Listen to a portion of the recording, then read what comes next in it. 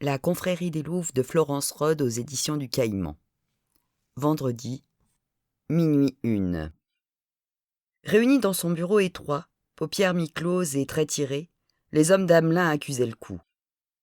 Le goff avachi sur le radiateur dissimulait de la paume la vue qu'offrait sur ses amygdales une série de bâillements sismiques. Les autres soufflaient sur un gobelet de café fumant. Depuis mardi matin, ils étaient à fond sur cette affaire. À peine le temps de repasser chez soi, prendre une douche et dormir 3 heures, et c'était reparti pour interroger un concierge ou chercher un choqueur dans les rues de Paris. Abel le savait. C'était pour lui qu'ils étaient là. Il aurait voulu commencer par quelques mots d'encouragement ou de reconnaissance. Il n'en eut pas la force. Le témoignage de l'employé, relayé par Martens, ne l'arrangeait pas. Mais en son fort intérieur, il devait se l'avouer. Il ne l'étonnait pas non plus.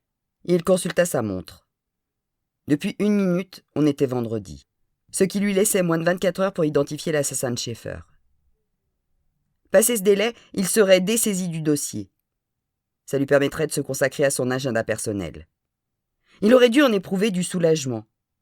Mais sans être carriériste, ça n'avait jamais été trop son truc, et il n'en était plus là de toute façon.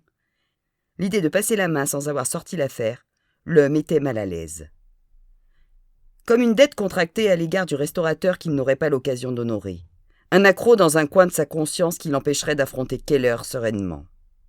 Si tant est que la sérénité ait le moindre mot à dire dans le solde de ses comptes familiaux. Bon, retour à la case départ. Séverin, résume-nous le peu qu'on sache d'utile. Séverin étira sa silhouette efflanquée. S'il ne le connaissait pas mieux, Abel pourrait le croire anorexique ou en phase terminale d'une maladie incurable, tant il était maigre. À travers sa peau pâle, on lui voyait tout à cet homme. Les os, les veines, aucune pudeur. C'est bien simple, quand il faisait équipe avec Leroux, on les appelait Laurel et Hardy. Sans méchanceté, juste parce que l'expression se frayait tout naturellement un chemin jusqu'aux lèvres. Ça ne va pas être long. On sait que le restaurateur a reçu une décharge de paralyseur électrique et qu'on l'a poignardé. On a un témoin qui place une femme vêtue d'une parka noire sur la scène de crime et affirme qu'elle s'est rendue ensuite au domicile de la victime. On sait qu'à cette adresse se trouvaient 4 femmes qui avaient des parkas noirs et de bonnes raisons de lui régler son compte. Manque de peau, on a un autre témoin qui les disculpe. Eh bien tant pis, commenta Leroux. Le gonze avait assez d'ennemis pour remplir un bottin. Y a qu'à choisir. Abel se frotta la barbe. Sans éléments tangibles à se mettre sous la dent, la journée ressemblerait à un barreau d'honneur. En un temps imparti, dérisoire, ils allaient suivre avec de faibles moyens les pistes laissées de côté jusqu'alors, dans l'espoir d'un gros coup de veine. Ce n'était plus une enquête, c'était un lot d'hameçons lancés au hasard dans une rivière à sec. « Je vois le fils Balto ce matin, » poursuivit Amelin. « Ne perdons pas de vue qu'il avait lui aussi une bonne raison de tuer Schaeffer. Sinon, quelqu'un a une idée ?» Il ne recueillit que soupirs, regards fuyants et croisements de bras. Leroux finalement se jeta à l'eau. Il avait reçu des coups de fil d'un type à l'accent slave, Schaeffer, non? Ce n'est peut-être pas une affaire de raquette, mais bon, ses appels sont corroborés par une employée de restaurant et par la veuve. Il a bien dû les recevoir. Bonne idée. Tu t'en charges? Leroux fit un signe d'assentiment. Tu peux partir des fadettes de sa ligne de domicile et du restaurant. Pour le moment, on s'est surtout concentré sur son portable. Je pense à un truc, proposa Delatraz. La fille du concierge a parlé d'une mystérieuse correspondante au prénom en A. On n'en a pas eu le temps jusqu'à présent, mais je vais éplucher son agenda électronique. On ne sait jamais. Le prénom en A, pourquoi pas, commenta le goff après un moment. Mais le fils Balto ou l'accent slave, je n'y crois pas. Je veux bien qu'on reparte à zéro, mais on sait quand même que c'est une femme qui l'a tué. C'est d'ailleurs à peu près la seule chose qu'on sait. Abel ne rectifia même pas. À supposer, corrigea Delatraz, qu'Ajay Yaniche nous ait dit la vérité. Après tout, il avait peut-être lui-même de bonnes raisons de tuer son boss. J'allais y venir, dit Amelin. On s'était dit qu'on reviendrait sur l'Indien si la piste des femmes ne nous menait nulle part. C'est le cas. Tu t'en occupes, Thibaut? Le Savoyard acquiesça du chef. Ils se dispersèrent sans un mot. Encore une journée courte et interminable en perspective. 1h21. Clara Montivalli s'éveilla en sursaut et alluma la lampe de chevet. Son souffle reprit un rythme régulier. Ludovic n'était pas rentré. Elle consulta les chiffres fluorescents du radio-réveil et sentit son estomac se nouer. La sorcière de Blanche-Neige avait hanté les nuits de ses 6 ans. Chaque soir, avant d'éteindre la lumière, Clara s'était forcée à conjurer sa peur en vérifiant que le personnage maléfique des frères Grimm ne se cachait pas sous son lit. Depuis quelques semaines, elle observait un rituel similaire. Tous les soirs, elle marchait jusqu'à la porte du dressing et l'ouvrait pour vérifier si les costumes de Ludovic, ses chemises, étaient toujours suspendus à leur place. Bon, il n'avait pas fait ses valises. Pas encore. Ses pullovers en cachemire reposaient côte à côte sur une étagère, y compris celui couleur saumon qu'elle lui avait offert pour son dernier anniversaire. Il était rentré tard ce soir-là. Elle savait à présent pourquoi. Mais il avait souvent porté le pull. Peut-être une façon de s'excuser dans leur langage tordu et muet, celui des couples qui ne parviennent pas à se quitter, sans savoir s'ils ont encore en stock un futur commun. Elle passa à la salle de bain et s'aspergea le visage d'eau fraîche. L'évocation du meurtre de Cortez l'avait secouée. Jamais depuis ce soir de février 1988, les événements ne lui étaient revenus avec une telle précision. Elle pouvait encore sentir sur son visage l'haleine chargée de whisky du militaire, voir ses yeux exorbiter alors que l'étau de ses mains calleuses se resserrait sur son cou. Elle secoua la tête et eut un sourire dénué de joie. La sorcière de Blanche-Neige pouvait toujours aller sulfater ses pommiers. Clara, depuis, avait croisé bien pire. Elle avait cru mourir ce soir-là. Sans l'intervention de Maude, ça n'aurait pas traîné, aucun doute là-dessus. Elle l'avait lu dans les yeux de Cortez. Il ne voulait pas délivrer un avertissement. Il voulait la tuer. Faire taire. Une bonne fois pour toutes. Ce regard entendu qu'elle se permettait parfois de lui adresser. Une gageure lancée à elle-même. Se prouver qu'elle était capable de lui signifier qu'elle l'avait percé à jour. Comme elle avait été capable, des années auparavant, de vérifier sous son lit qu'aucune sorcière ne s'y cachait. Revenue dans la chambre, elle attrapa son sac à main et prit son portable. Aucun message depuis celui de Maude à sa sortie du quai des Orfèvres. Clémence et Denise, aussi sonnées que l'était Clara, devaient lécher leur plaie dans la solitude. Quant à Ludo, bien sûr. Elle hésita un moment, soupesant l'appareil dans sa main autant qu'une décision. Elle se décida à composer l'un des numéros de son répertoire. Son appel fut accueilli par la voix mécanique d'une messagerie. « Rappelle-moi dès que possible. » 3h04. Abel ouvrit la petite fenêtre. Le froid s'engouffra dans le bureau. Bienvenue. À ce stade, le café était inopérant. Le commandant fit les quelques pas autorisés par l'exiguïté de la pièce. Son futur bureau, au Batignolles, était 2 fois plus large. Il n'y mettrait jamais les pieds. Peut-être que Thibault, le plus gradé du groupe, en hériterait. Il prit son téléphone, hésita un moment et composa un numéro. Il attendit la fin de l'annonce d'accueil et se racla la gorge. « Salut, c'est moi. Je ne sais pas quelle heure il est au Canada et c'est une question que je n'aurai bientôt plus l'occasion de me poser. En fait, il s'agit probablement de mon dernier message parce que je l'ai trouvé. Il fallait que j'en parle à quelqu'un, sous peine de devenir dingue. Je l'ai trouvé, Gaël, et je vais clore le chapitre une bonne fois pour toutes. Après, j'irai, comme on dit, me rendre aux autorités compétentes. Si je te raconte ça, c'est pour que ta boîte vocale ne s'inquiète pas de mon silence. Parce que la drôle de relation qu'on entretient, elle et moi, depuis tout ce temps, assez binaire, il faut dire. Je parle, elle m'écoute, elle garde tout ça pour elle et ne te transmet aucun message, cette jalouse. Cette drôle de relation, donc, est en passe de s'achever. Il y a quand même une question à laquelle j'aurais bien aimé avoir une réponse. Est-ce que tu te souviens du rire de Zoé ? Ce petit rire de gorge tellement communicatif qui donnait envie de l'embrasser. On est les 2 derniers, Gaël. C'est pour ça. J'aurais vraiment voulu savoir. Dans les familles, au fil des décès, les vivants restent dépositaires de la mémoire commune. De tous ces moments partagés qui les ont construits jour après jour. Alors ils se disent « Tu te souviens de la cassette des Platters que papa voulait toujours écouter dans la voiture ? Même que maman détestait ? Ou du gâteau aux noix qu'on avait à chaque anniversaire ? Ou de la voisine qui râlait parce qu'on mettait nos vélos dans le couloir de l'immeuble ? Elle s'appelait comment déjà ? Et puis un jour, le dernier meurt. Ses souvenirs avec lui et c'est comme si tous les autres crevaient une 2e fois. Enfin voilà, Gaël. C'était à peu près tout ce que je voulais te dire. Dis à mon neveu que j'aurais aimé le connaître. » Il hésita. Le terme adieu lui paraissait approprié mais solennel. Rattrapé par le silence prolongé sur la messagerie, il raccrocha. Il essuya son front, en nage, malgré le froid. La marée montante du soulagement le submergea. Plus le choix, il irait jusqu'au bout. 5h14. Devant son écran, le goff écarta sa mèche d'un revers de main et se frotta les yeux. Ils étaient gris asphalte, surmontés de sourcils drus. Ça l'étonnait toujours de la Trase. Le jouenneau avait un regard d'homme et un corps d'adolescent. Seulement, ses yeux dissimulés derrière un rideau de cheveux, on avait tendance à les oublier. La silhouette d'Amelin s'encadra dans le chambranle. De 2 doigts, il envoya un gobelet vide dans la corbeille et se frotta la barbe. Un geste qu'il devait faire 200 fois par jour. Dans l'accident de voiture, Abel avait reçu un éclat de verre triangulaire qui lui avait entaillé le bas du visage jusqu'à l'os. Un trait rouge reliait son oreille gauche au menton. Avec le temps, la cicatrice s'était faite plus discrète. Elle avait pâli, s'était affinée, mais il restait impossible de croiser Abel sans avoir l'œil attiré par cette ligne de magma saillant. Dès que sa pilosité l'avait permis, vers 17 ans, il s'était laissé pousser la barbe.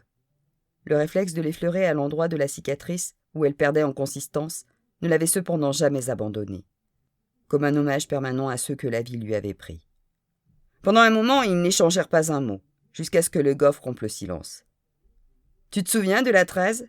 Lundi soir, quand tu es arrivé. Tu as dit que le meurtre de Schaeffer t'évoquait le film L'assassin habite au 21. Je l'ai lu en 6e, et je me souviens assez bien de l'intrigue de base, mais pas du dénouement. Je me demandais juste par curiosité, qui est le coupable ? Un homme ? Une femme ? 3 hommes, lui répondit Abel.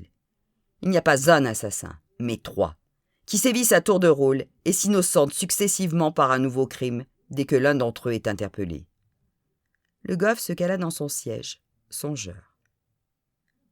6h17. La neige avait déjà enseveli la pierre tombale. Cette seconde inhumation ne fut pas du goût de Denise Schaeffer, qui écarta la neige jusqu'à sentir ses phalanges gelées. Elle posa sur la stèle une rose pourpre et essuya son visage en larmes. La veille, après le départ de Clara, elle avait rapporté les verres à la cuisine. Au moment où elle les posait sur le plan de travail, une photo de Guingois sur la porte métallique du réfrigérateur avait attiré son regard. Le magnète qui soutenait son coin droit, surchargé du maintien de 2 cartes postales, ne faisait plus son office. Denise avait redressé la photographie et l'avait considérée avec attention pour la première fois depuis qu'Édouard l'avait accrochée, 4 ans auparavant. Une photo de groupe devant la maison du Luberon, prise l'été 2010. Elle se souvenait que Georges n'avait pas su faire fonctionner tout de suite le retardateur et que plusieurs tentatives s'étaient avérées nécessaires. C'était l'année où Ludovic s'était laissé pousser la barbe. Sur la photo, il enlaçait par derrière une Clara rayonnante. Dans la toison de Georges, le poivre l'emportait encore sur le sel. Cet été-là marquait son retour à Pertuis après 2 ans d'absence. Au centre, Édouard, le teint hâlé et les cheveux en bataille, faisait le pitre avec ses lunettes de soleil. Sur le côté, Rodrigue consultait son téléphone, l'air ennuyé du type qui veut bien faire plaisir, mais il faudrait voir à ne pas abuser. Clémence arborait son air bougon habituel, une main sur l'épaule de chaque jumelle. Denise avait lâché la photographie et porté la main à sa bouche pour étouffer un cri. Tremblante, elle l'avait ramassée sur le carrelage au bout des doigts. Ida fixait l'appareil en grimaçant. Manon, elle, ignorait l'objectif, les yeux braqués sur Édouard avec une ferveur extatique proche de la dévotion. Denise avait fait le calcul. Manon avait 13 ans alors. Chancelante, elle s'était laissée tomber sur un tabouret, stupéfaite de sa naïveté. Comment avait-elle pu envisager toutes les possibilités sauf la plus évidente, alors même qu'elle avait eu tous les jours le cliché sous les yeux? Tout prenait un sens. Le départ précipité de Clémence, l'été dernier, son agressivité dès lors qu'il était question d'Édouard. Bon sang! Manon n'était même pas majeure. Elle avait eu tout faux. Édouard ne l'avait pas trompée avec une amie. Il l'avait trompée avec une enfant. Elle fut prise de frissons. Toutes ces années, elle avait cohabité avec un pervers. Aujourd'hui, sur sa tombe, elle en était encore réduite à se poser la question, sans espoir de réponse. Son mari était sous terre et avec lui, ses faiblesses, ses mensonges et ses secrets. Elle se demanda quel inventaire ferait le temps. Édouard était beaucoup d'hommes à la fois, à l'étroit dans une seule enveloppe charnelle. Elle avait épousé un kaléidoscope. Il avait été, entre autres, un homme bien, et c'était à lui qu'était destinée la rose. Elle cracha sur la pierre tombale. Le molar coula sur le granit pour se stabiliser entre le O et le U. Voilà pour le salaud. 7h08. J'ai peut-être quelque chose.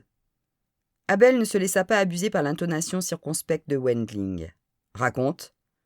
Le commandant avait répondu de son bureau dont la porte était restée ouverte. « Le concierge. On dit gardien, corrigea machinalement de Latraz. Oui, si tu veux. Bon, qu'est-ce qu'il a fait, ce pauvre Jésus de Los Santos? De la tôle. Hamelin apparut dans l'encadrement de la porte. Continue. Il a tiré 8 ans au Baumette, relâché pour bonne conduite. Ou manque de place, c'est difficile à dire. On ne tire pas 8 ans au Baumette pour trafic de morue. Il a tué l'amant de sa femme, poignardé. Un silence religieux accueillit les derniers mots du procédurier. Avec un couteau de cuisine, poursuivit Van Ling. Thibault, demanda Hamelin. Elle est comment, sa gamine, au bignolo? Canon. Elle aurait pu être du goût de Schaeffer. Elle serait du goût de n'importe quel mec doté d'une paire d'yeux et d'une paire de... J'aimerais beaucoup avoir avec ce monsieur une petite conversation. 8h02. Sous l'effet de la surprise, George Herman lâcha dans son bol la tartine à la confiture de groseille. Elle flotta à la surface, et le café forma sur le beurre un chapelet de flaque instable. Il tenta une opération de sauvetage mais se brûla les doigts, tandis que la tartine imbibée continuait à se désagréger. Devant lui, Maud, en tailleur sombre et chemise de soie beige, inspectait le contenu de son cartable. « Ne me dis pas que tu vas à Bercy après la soirée que tu as passée. »« Si tu y tiens, je ne te le dis pas. » Elle attrapa une madeleine dans une boîte en fer blanc décorée d'une vieille publicité de cacao et la mastica debout. « Mais enfin, Maud, j'ai du boulot par-dessus la tête. Et puis, il y en a que mon interrogatoire a bien arrangé. Je ne tiens pas à leur laisser trop d'espace. » Il arrive un stade dans un mariage quand l'intuition qui permet de distinguer les occasions où l'on peut influencer l'autre de celles où essayer est une perte de temps devient une science exacte. Ce matin-là, Maud avait ce petit air buté, un je ne sais quoi dans le froncement de sourcils. Georges n'insista pas et rabattit l'écran du laptop sur la une électronique du Wall Street Journal. La première fois qu'il lui avait vu cette expression devait remonter au jour de leur mariage, 15 ans auparavant dans un mât provençal. Maud et Georges n'avaient pas eu ce que l'on appelle un grand mariage. À peine une quarantaine de personnes. La famille proche et quelques amis. Ils s'étaient mariés à la mairie. Maud étant athée et Georges divorcé. Après la cérémonie, à l'heure où les mariés devaient accueillir leurs invités au vin d'honneur, Maud était restée introuvable. La première demi-heure de retard de la mariée n'avait suscité que quelques plaisanteries éculées sur la ponctualité des femmes. Les blagues, peu à peu, s'étaient faites murmures et Georges avait commencé à se sentir mal à l'aise. Il avait croisé le regard triomphant de sa mère qui trouvait, et ne s'était pas gêné pour lui dire, qu'il aurait pu viser plus haut. Bref, continuer le plus longtemps possible à chercher, mais de préférence sans la trouver la perle rare. Maud et Georges s'étaient rencontrés dans un avion. Ils occupaient des fauteuils voisins. Elle revenait d'un voyage d'études. Ils s'étaient octroyés un road trip en Nouvelle-Zélande. Quand l'hôtesse avait proposé à Georges de choisir entre un Saint-Émilion beau séjour et un château roulant de billes, Maud avait pouffé face à son air perplexe. Il avait dit à l'hôtesse « Je prendrai la même chose que madame », avant de lui avouer son insondable ignorance en matière d'œnologie. L'échange de ces quelques mots avait évolué en une discussion quasi non-stop de presque 20 heures, touchant tous les sujets. Il avait été sidéré par l'étendue de sa culture générale et la qualité de sa rhétorique. George Herman ne répondait pas à la définition d'un épicurien. Il n'appréciait pas particulièrement la bonne cuisine, se satisfaisait très bien d'un break familial alors que ses moyens lui auraient permis de conduire une Ferrari, et n'était pas très porté sur le plaisir charnel. Mais s'il y avait bien une chose à laquelle il était incapable de résister, c'était une bonne joute verbale. Ce n'était pas une attirance physique qui l'avait incité à reprendre contact avec Maud à Paris. Plutôt l'intuition qu'avec cette femme-là, il ne s'ennuierait pas une seconde, et que la vie avec elle passerait aussi vite que ce que lui avait paru durer le vol. L'après-midi de leur mariage, quand l'absence de Maud était devenue franchement embarrassante, ils s'étaient décidés à vérifier si elle se trouvait dans leur chambre du Main. Ce n'était pas le cas, mais, en empruntant le couloir, Georges avait aperçu des rires dans une chambre située à quelques portes de la leur. Il avait frappé sans obtenir de réponse et hasardé une tête dans l'embrasure. Maud, Clémence et Denise, assises sur le parquet, écoutaient hilares une histoire que leur racontait Clara, assise sur le rebord de la fenêtre en tirant de temps à autre une taffe du joint qu'elle tenait à la main. Il s'était raclé la gorge. Ce n'était pas à proprement parler des regards de reproche qu'il avait récoltés, mais d'incompréhension. Celui que 4 gamines adressent à l'instituteur injuste qui siffle la fin de la récré. Il avait rappelé à Maud qu'ils étaient attendus dans la cour. Elle avait levé le sourcil et précisé qu'elle le rejoignait dans 1 minute. Il avait fermé la porte derrière lui, sans faire de bruit, honteux d'avoir brisé un charme, mais malheureux surtout, de se sentir exclu d'un pan de la vie de sa femme, auquel il n'aurait jamais accès. C'était la première fois qu'il était effleuré de l'idée féroce que, dans le fond, elle n'avait pas besoin de lui. Ce soupçon latent avait fait son chemin, nourri par l'habitude de Maud de ne jamais lui demander aucun service, ou par cette pensée insupportable que les 3 décérébrés lui étaient plus nécessaires que lui. Et peu à peu, comme pour se protéger, il s'était affranchi des contraintes d'une vie de couple, où il lui arrivait de se sentir un imposteur.